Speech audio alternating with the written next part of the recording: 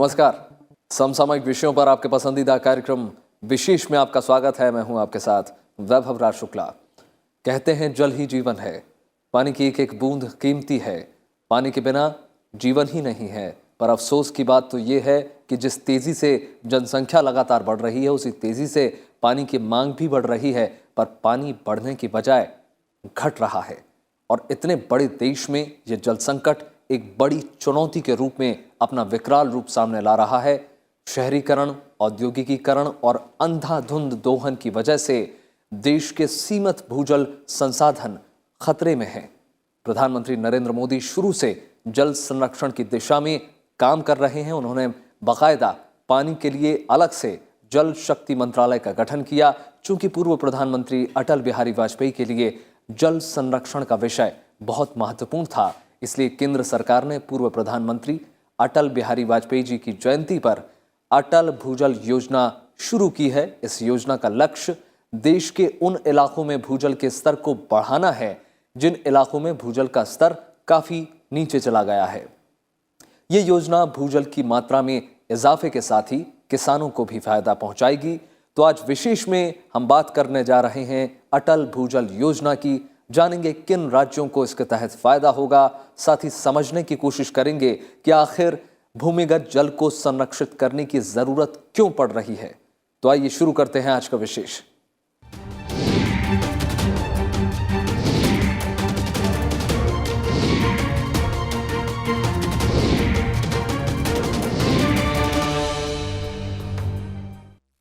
पूर्व प्रधानमंत्री अटल बिहारी वाजपेयी की जयंती के मौके पर केंद्र सरकार ने अटल भूजल योजना का शुभारंभ किया है। इस योजना का मकसद ग्रामीण इलाकों में भूजल का बेहतर प्रबंधन और भूजल स्तर को ऊपर लाने का है। 5 वर्षों में पूरी की जाने वाली इस योजना को लागू करने में स्थानीय लोगों को शामिल किया जाएगा। अटल भूजल योजना के तहत उन क्षेत्रों पर विशेष ध्यान दिया जाएगा जहां ग्राउंड वाटर बहुत नीचे है।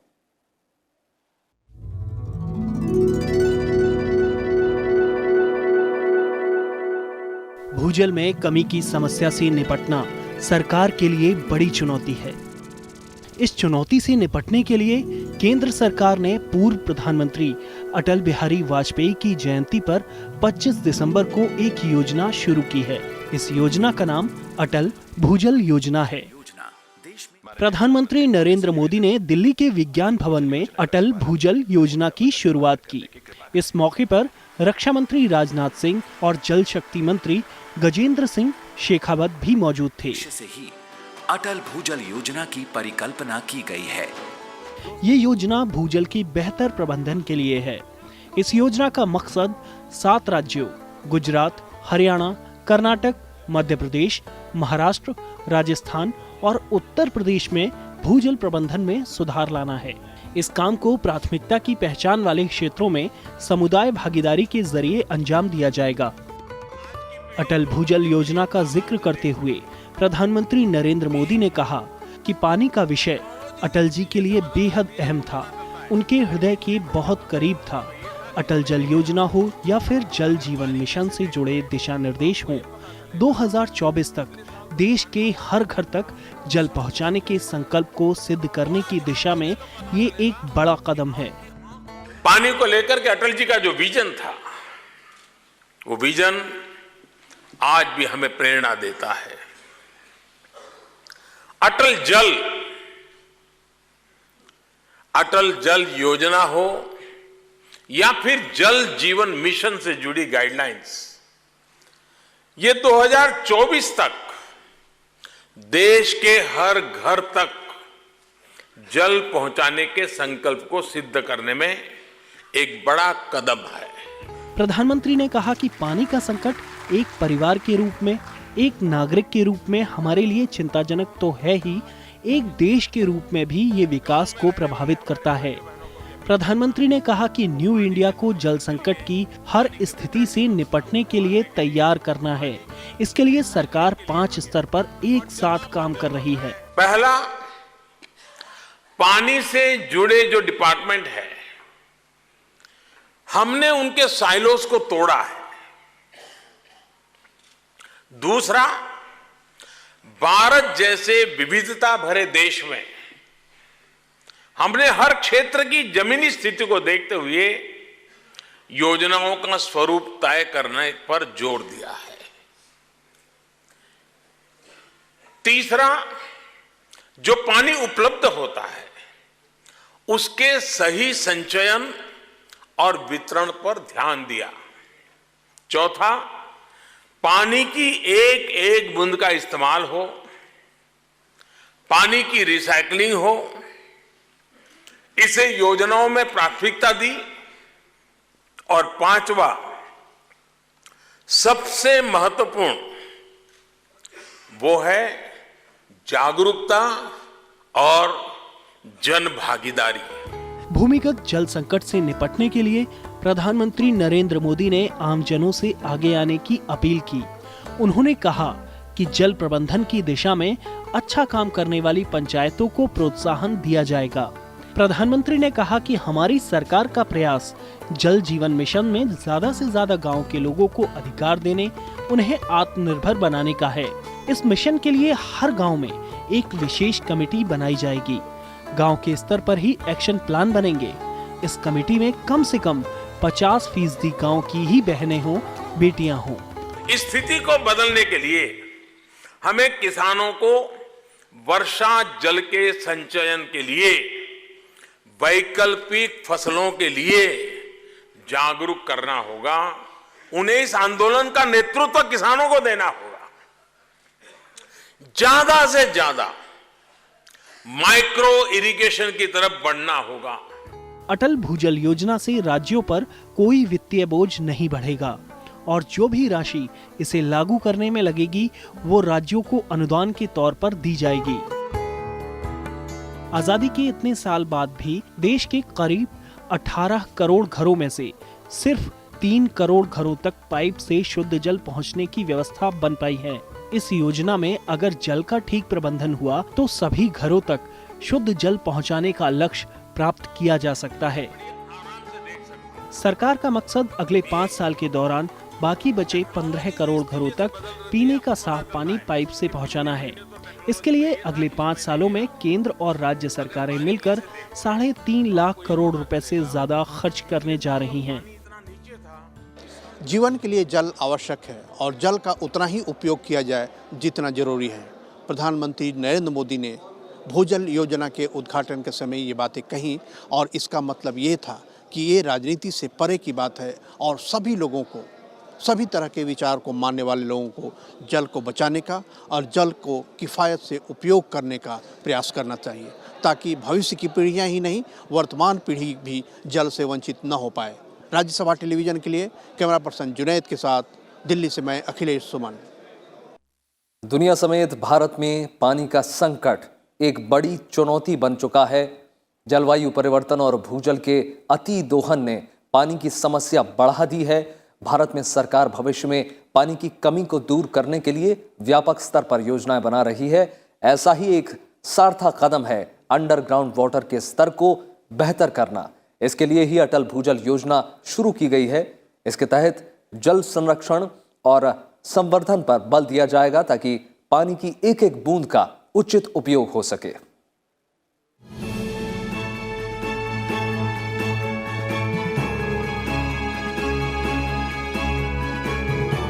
भारत जैसे विशाल आबादी वाले देश के लिए पानी का संकट सबसे बड़ी चुनौती बनकर सामने खड़ा है। खेती के लिए जहां हम ज्यादातर बारिश पर निर्भर रहते हैं, वहीं अपने इस्तेमाल के लिए अंडरग्राउंड वाटर यानी भूजल पर निर्भर रहते हैं। पिछले कई दशकों से भूजल का स्तर काफी नीचे चला गया है, जिसे दुरुस्त करने के लिए केंद्र सरकार अटल भूजल योजना लेकर आई है। अटल भूजल योजना 5 वर्षों की अवधि यानी 2020-21 से 2024-25 में लागू की जाएगी। अगले 5 साल में 6,000 करोड़ रुपए इसमें खर्च होंगे। इसमें 50% विश्व बैंक से ऋण के रूप में होगा और शेष 50% नियमित बजटीय सहायता से केंद्रीय मदद के रूप में होगा। राज्यों को विश्व बैंक का पूरा ऋण घटक और केंद्रीय मदद अनुदान के रूप में दी जाएगी। यानी राज्यों पर इस योजना का वित्तीय बोझ नहीं पड़ेगा। इस योजना का लक्ष्य देश के उन इलाकों में भूजल के स्तर को ऊपर उठाना है जिन इलाकों में भूजल का स्तर काफी नीचे चला गया है। योजना का उद्देश्य भूजल की मात्रा में इजाफा कर किसानों को फायदा पहुंचाना है। देखिए, देश में लगभग 23% ब्लॉक्स ऐसे हैं जहां भूगर्भ का जल जो है वो क्रिटिकली एक्सप्लॉइटेड है या ओवर एक्सप्लॉइटेड की स्थिति में पहुंच गया है।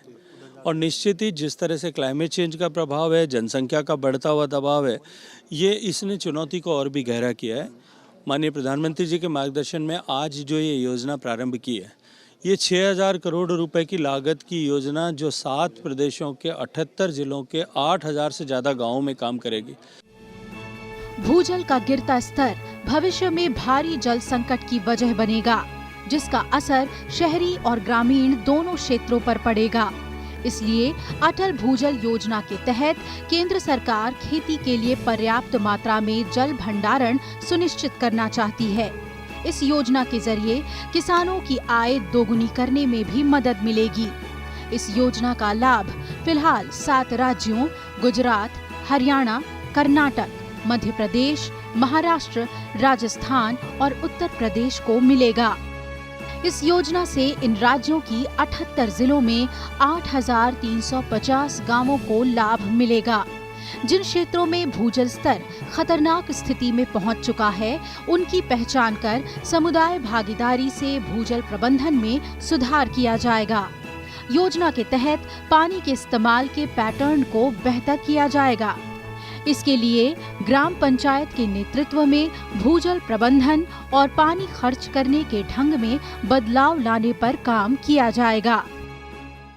अटल भूजल योजना 6,000 करोड़ की लागत से शुरू की गई स्कीम है।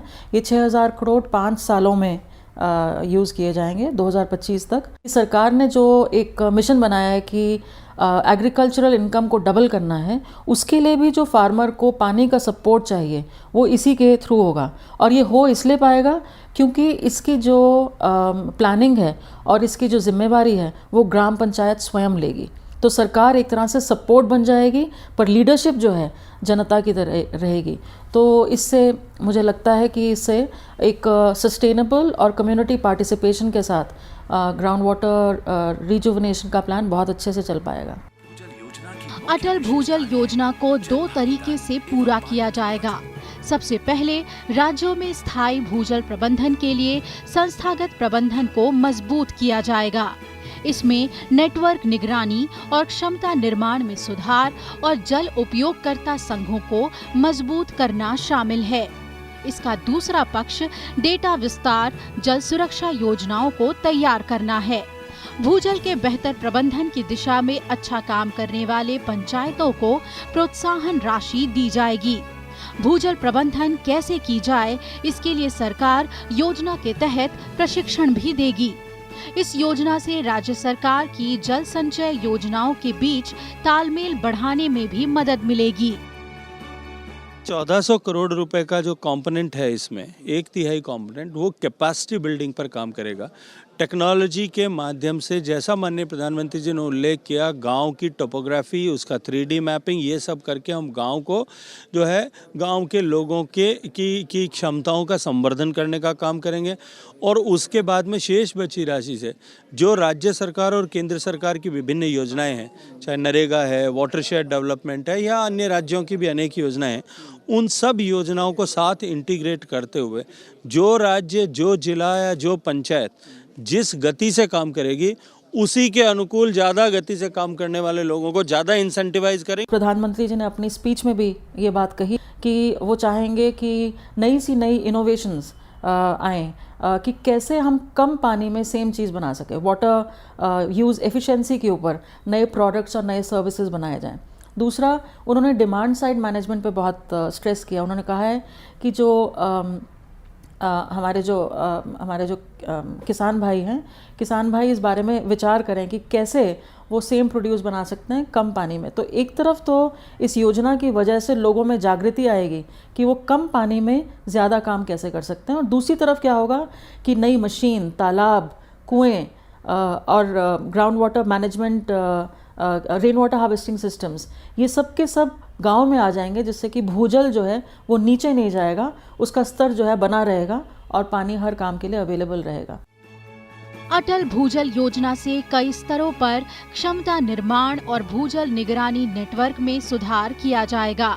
संस्थागत मजबूती से भूजल डेटा भंडारण, विनिमय, विश्लेषण और विस्तार को बढ़ावा मिलेगा। जल संरक्षण की दिशा में स्थानीय समुदायों की सक्रिय भागीदारी बढ़ेगी। जल जीवन मिशन के लिए संसाधन मुहैया कराए जाएंगे। किसानों की आय दोगुनी करने के लक्ष्य में योगदान मिलेगा। योजना की मदद से भूजल प्रबंधन में लोगों की सामूहिक भागीदारी को बढ़ावा मिलेगा। बड़े पैमाने पर होने वाले जल उपयोग की पूर्ति होगी। भूजल योजना उन्नत फसल पैदा करने के तरीकों को भी बढ़ावा देगा। खेती के लिए पानी का बेहतर इस्तेमाल कैसे किया जाए, किसानों को इस पहलू से जागरूक बनाया जाएगा। योजना से भूजल संसाधन को सही तरीके से इस्तेमाल करने को लेकर जागरूकता बढ़ेगी। Bureau report, Rajya Sabha TV. जल के बगैर जीवन की कल्पना भी नहीं की जा सकती। तेजी से बढ़ती जनसंख्या और बेतहाशा दोहन के कारण हमारे जल संसाधनों पर बेहद अधिक दबाव बढ़ रहा है। लिहाजा प्रति व्यक्ति जल संसाधनों की उपलब्धता में दिन प्रतिदिन कमी आ रही है। भूमिगत जल में लगातार आ रही गिरावट चिंता का सबब बनी हुई है। ऐसी स्थिति में अटल भूजल योजना वरदान साबित हो सकती है। आइए जानते हैं इस योजना की जरूरत क्यों पड़ी और भूजल स्तर को बढ़ाने के लिए सरकार की तरफ से क्या प्रयास किए जा रहे हैं।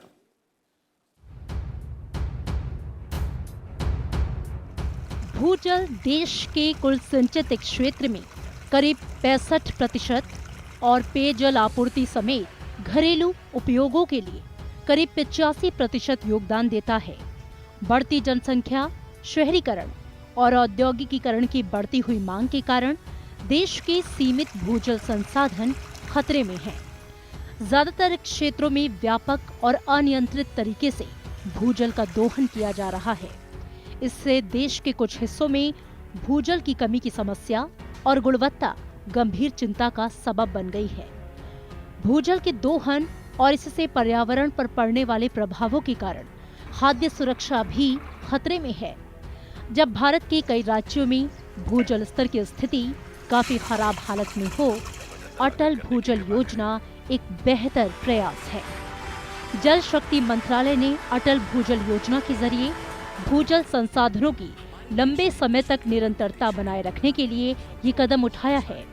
अटल भूजल योजना भूजल के संस्थागत ढांचे को मजबूत करने की दिशा में महत्वपूर्ण पहल है।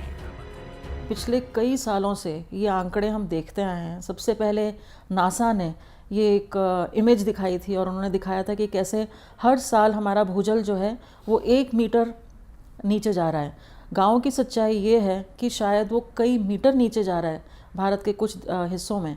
तो इस योजना की तो ये तो ओवरड्यू थी। इस योजना को तो आज से 10 साल पहले शुरू कर देना चाहिए था। भारत एक उन यूनिक देशों में से एक है जहां भूजल का प्रयोग बहुत सबसे ज़्यादा है। विश्व में सबसे ज़्यादा भूजल का प्रयोग भारत में ही है। तो उस भूजल को ही अगर हमें बनाए रखना है तो बनाए रखने के लिए हमें भूजल का स्तर नीचे ना गिरे, उसके लिए यथासंभव कोशिश करनी है और ये योजना उसमें बहुत बहुत मदद करेगी। भूजल के गिरते स्तर पर सरकार चिंतित है और समय समय पर इसके लिए कई कदम भी उठाए गए। राष्ट्रीय जल मिशन इनमें से एक है। इसका मकसद व्यापक जल संसाधन विकास और प्रबंधन को बढ़ावा देना है। इसमें पानी की बर्बादी रुकेगी, जल का बेहतर संरक्षण होगा और समान वितरण में भी मदद मिलेगी। जल शक्ति मिशन के 5 लक्ष्य हैं। इनमें व्यापक जल डाटाबेस को सार्वजनिक करना और जल संसाधनों पर जलवायु परिवर्तन के प्रभाव का आकलन करना, जल संरक्षण, संवर्धन और बचाव करने के लिए नागरिक और राज्य की हिस्सेदारी बढ़ाना शामिल है। इसके अलावा अधिक जल दोहन वाले क्षेत्रों पर ज्यादा ध्यान देना भी इसका हिस्सा है। जल उपयोग कुशलता में 20% की वृद्धि और बेसिन स्तर और व्यापक जल संसाधन प्रबंधन को बढ़ावा देना भी इस मिशन का अंग है। जो फार्मर को इसका भार उठाने की बजाय फार्मर को ये बताया जा रहा है कि अगर उनको अपनी इनकम को डबल करना है तो उसमें पानी की मैनेजमेंट एक अहम हिस्सा प्ले करता है। तो फार्मर के ऊपर पानी को बचाने का भार डालने की बजाय फार्मर को ये जो कहा जा रहा है कि अपनी इनकम बढ़ाने के लिए इसमें आप भागीदारी दें, ये एक बहुत ही अच्छा उन्होंने मिशन किया है। और फिर जो हर घर नल हर घर जल का जो थॉट है, ओवरड्यू है। पानी सबका एक बुनियादी अधिकार है और अगर सरकार उस चीज़ को रिकॉग्नाइज करती है तो ये बहुत ही अच्छा उन्होंने कदम उठाया है। 2019 के मई में लगातार दूसरी बार एनडीए की सरकार बनने के बाद पहली बार सरकार ने जल शक्ति मंत्रालय का गठन किया। इस मंत्रालय को जल संसाधन, पेयजल और स्वच्छता मंत्रालय को मिलाकर बनाया गया है। मंत्रालय का दायरा बढ़ाते हुए इसमें अंतर्राष्ट्रीय से लेकर अंतर्राज्यीय जल विवाद, पेयजल उपलब्ध कराने, नमामि गंगे परियोजना, गंगा नदी और उसकी सहायक और उप सहायक नदियों को स्वच्छ करने की महत्वाकांक्षी पहल को भी शामिल किया गया है। जल संरक्षण और प्रबंधन को मजबूत बनाने, नदियों के बहाव की निगरानी करने और जल संरक्षण और प्रदूषण निवारण के लिए सरकार ने महत्वाकांक्षी जल क्रांति अभियान के नाम से योजना शुरू की। इसके तहत अब तक 1001 जलग्राम का चयन किया गया है। राज्यों के सहयोग से इस अभियान को आगे बढ़ाया जा रहा है। मुझे ऐसा लगता है कि सबसे पहला और सबसे अहम काम जो सरकार ने किया वो उन्होंने जो वाटर रिसोर्सेज मिनिस्ट्री और ड्रिंकिंग वाटर सप्लाई मिनिस्ट्री को एक कर दिया। एक बहुत ही दूरदर्शिता दिखाई उन्होंने, क्योंकि इसमें ये हो गया कि अब एक ही अम्ब्रेला के अंडर जल के संरक्षण भी और जल का वितरण, ये दोनों के दोनों एक ही में आ गए। तो एक तो ये बहुत ही अच्छा मूव किया गया है। फिर जो जल शक्ति अभियान जो सरकार ने किया था, एकदम से सब लोगों का, जिसको कहते हैं ना top of mind, water top of mind आ गया और उसकी वजह से हर डिस्ट्रिक्ट आपस में compete करने लग गया कि हम क्या करें जिससे कि हमारे यहाँ पर अधिक से अधिक पानी को लेकर काम किया जाए। दुनिया भर में भारत में भूजल का सर्वाधिक दोहन किया जाता है। यहाँ हर साल 230 क्यूबिक किलोमीटर भूजल का उपयोग किया जाता है। ये भूजल के वैश्विक उपयोग का लगभग 1/4 हिस्सा है। उत्तर भारत, जो कि देश का गेहूं और चावल का प्रमुख उत्पादक क्षेत्र है, उसमें 5400 करोड़ क्यूबिक मीटर प्रतिवर्ष की दर से भूजल का स्तर घट रहा है। नीति आयोग की ओर से जारी एक रिपोर्ट में भी लगातार घटते भूजल के स्तर पर चिंता जताई गई। रिपोर्ट के मुताबिक साल 2030 तक देश में भूजल में आ रही ये गिरावट सबसे बड़े जल संकट का रूप ले सकती है। Bureau report, Rajya Sabha TV.